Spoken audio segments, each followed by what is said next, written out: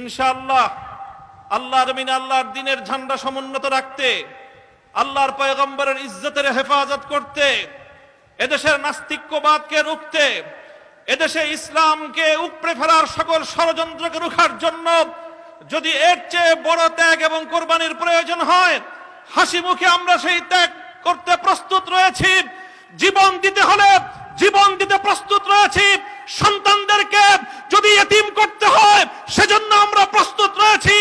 স্ত্রীদেরকে যদি বিধবা করতে হয় সেজন্য আমরা প্রস্তুত রয়েছি। মায়ের বুক যদি আমাদের খালি করতে হয়, আমাদের মায়েরা বুক খালি করে চোখের অশ্রুতে তাদের কলিজার টুকরা সন্তানদেরকে মাটির নিচে খোদার হাতে সুপর্দ করবে। কিন্তু ইসলামের জন্য, ইসলামের বিপক্ষ কোন শত্রুর সাথে এক মুহূর্তের জন্য আপোষ করতে প্রস্তুত নয়।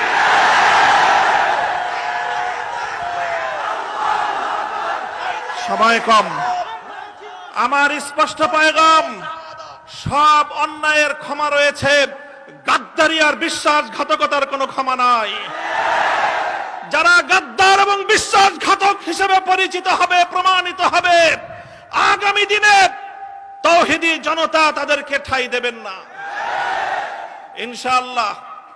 ওলামায়ে কেরাম, হেফাজত নেতৃবৃন্দ যেভাবে শপথে বলিয়ান হলেন, যারা আমাদেরকে এভাবে সমর্থন যোগাচ্ছেন, আপনারা তো সমর্থন যোগাচ্ছেন, কিন্তু আপনারা কি কথাটা টের পান যে আপনাদের এই অভূতপূর্ব সমর্থনের কারণে রাষ্ট্রযন্ত্রের পক্ষ থেকে আমাদের উপর চাপটা কিন্তু আরো বেশি বেড়ে যায়। এই যে আজকে আমাদের উপরে এই অকথ্য নির্যাতন, এই যে লাঞ্ছনা, এই যে গঞ্জনা আমাদের উপর, কারণ এদেশের মানুষ আমাদেরকে ভালোবাসে, কারণ আমরা যেখানে যাই মানুষ আমাদের প্রতি আবেগ এবং উচ্ছ্বাস প্রকাশ করে। এখন আপনারা যদি আবেগ আর উচ্ছ্বাস প্রকাশ করে ঘরে গিয়ে বসে থাকেন চুপ করে, তাহলে আমাদের উপর কিন্তু চাপটা, জুলুমের স্টিম রোলারটা আমাদেরকে কিন্তু নিষ্পেষণ করে দিবে। তখন আপনাদের আবেগ প্রকাশ করার কিন্তু আর কোনো জায়গা অবশিষ্ট থাকবে না।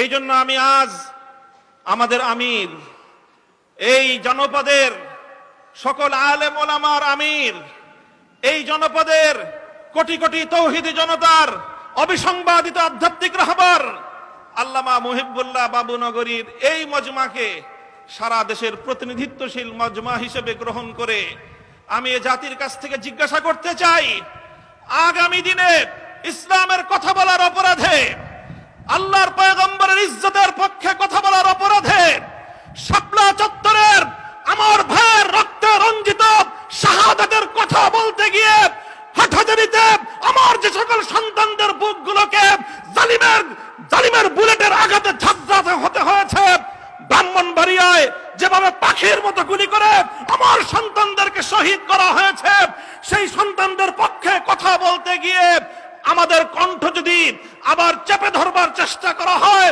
তাহলে আপনারা রাজপথে তার মোকাবেলা করবার জন্য প্রস্তুত থাকবেন কিনা?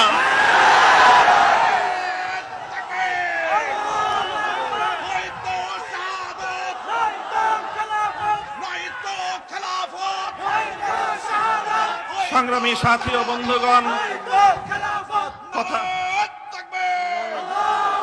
কথা দীর্ঘায়িত করার অবকাশ নেই। আমি আমার দীর্ঘ কারাবন্দিত্বের সময়ে আল্লাহ পাক রব্বুল আলামিনের রহমতের উপর আমার আস্থা, অবিচল বিশ্বাস ছিল যে আল্লাহ রব্বুল আলামিন নতিজা ভালো করবেন, উত্তম ফলাফল আমাদেরকে দিবেন, সে আস্থা এবং বিশ্বাস ছিল। প্রথম দিকে যখন আমাদের মরহুম আমির হেফাজত আল্লামা জুনায়েদ বাবুনগরী হাফিজাহুল্লাহ তাআলা, তাকে আমরা জীবিত রেখে কারাগারে বন্দী হয়েছিলাম, তার উপর একটা বড় আমাদের আস্থা ছিল যে তিনি ইনশাআল্লাহ এই বন্দী মজলুম আলেমদের জন্য, শহীদ আমাদের সন্তানদের জন্য, ব্রাহ্মণবাড়িয়ায় নির্বিচারে হত্যাকাণ্ডের শিকার আমার শহীদ ভাইদের এই হত্যার বিচার আমাদের এই জন্মভূমিতে প্রতিষ্ঠিত করবার জন্য তিনি বলিষ্ঠ ভূমিকা পালন করবেন। আমাদের কারাবন্দীদের পক্ষে তিনি জাতিকে, জনমতকে সংগঠিত করবার জন্য বলিষ্ঠ ভূমিকা রাখবেন। কিন্তু আল্লাহ রাব্বুল আলামিনের ফয়সালা ছিল ভিন্ন কিছু। আমরা কারাবন্দী হওয়ার কিছুদিনের মধ্যেই সেই মর্মান্তিক শোক সংবাদটিও আমাদেরকে সহ্য করতে হয়েছে। আল্লামা জুনায়েদ বাবুনগরী রাহিমাহুল্লাহ তাআলা শাহাদাত বরণ করেছেন। আল্লামা জুনায়েদ বাবুনগরী শাহাদাত বরণ করেছেন।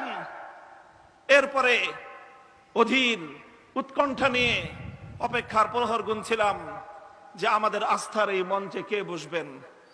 যখন জানতে পারলাম ওলি ইবনে ওলি, এ জাতির শ্রেষ্ঠ সন্তান, আস্থার মূর্ত প্রতীক আল্লামা শাহ মুহিবুল্লাহ বাবুনগরী হাফিজাহুল্লাহ তাআলা ইমারতের এই ঝান্ডা তিনি নিজ হাতে তুলে নিয়েছেন, সিজদায় শুকর আদায় করেছি, আস্থায় বুক বেঁধেছি যে ইনশাআল্লাহ একদিকে তিনি আরশের মালিকের সঙ্গে রাতের বেলায় চোখের অশ্রু ছেড়ে তিনি এই সংকট উত্তরণের জন্য আল্লাহ পাক রব্বুল আলামিনের সাহায্যকে জমিনে টেনে আনবার জন্য চেষ্টা করবেন। অপরদিকে তিনি জীবন দিবেন, কিন্তু কোন জালিমের রক্তচক্ষুকে পরোয়া করবেন না, কোন জালিমের সামনে তিনি মাথা নোয়াবেন না। এই আস্থা ছিল এবং আলহামদুলিল্লাহ আলহামদুলিল্লাহ আমার উপলব্ধি হলো এই যতটুকু আস্থা শুরুর সূচনাতে ছিল, আজ পর্যন্ত আমরা আমাদের আমির হেফাজতের থেকে তার আচার আচরণ, তার ভূমিকা আমাদের আস্থার চেয়ে বহুগুণ বেশি পেয়েছি। আমাদের আমির আল্লাহর পক্ষ থেকে আমাদের জন্য অনেক বড় নিয়ামত। ইনশাআল্লাহ আমির হেফাজতের হাতকে যদি আমরা এভাবে শক্তিশালী রাখতে পারি, এদেশে আমাদেরকে জুলুম করতে পারবে, আমাদেরকে গুলি করে হত্যা করতে পারবে, কারাগারগুলোকে আমাদেরকে দিয়ে ভরপুর করতে পারবে। বাংলাদেশে কারাগারের সর্বমোট আসন হলো ৭০,০০০। কয় হাজার? আমরা শাপলা চত্বরে গিয়েছিলাম, কমপক্ষে হলো ২০ থেকে ২৫ লক্ষ। ৭০,০০০ হেফাজতের কর্মীরা কারাবন্দী হবে, কিন্তু জালেমের সামনে মাথা নোয়াবে না। এই দেশের ১ ইঞ্চি মাটি নাস্তিক্যবাদ এবং ইসলাম বিদ্বেষের জন্য কারো হাতে ইজারা দেবে না ইনশাআল্লাহ। আল্লাহ পাক আমাদের সকলকে তৌফিক দান করুন, কবুল করুন। আমাদের আমির হেফাজত সহ আকাবিরিনদেরকে আল্লাহ পাক দীর্ঘ নেক হায়াত দান করুন। ওয়া আখিরু দাওয়ানা আলহামদুলিল্লাহি রাব্বিল আলামিন। আসসালামু আলাইকুম ওয়া রাহমাতুল্লাহ।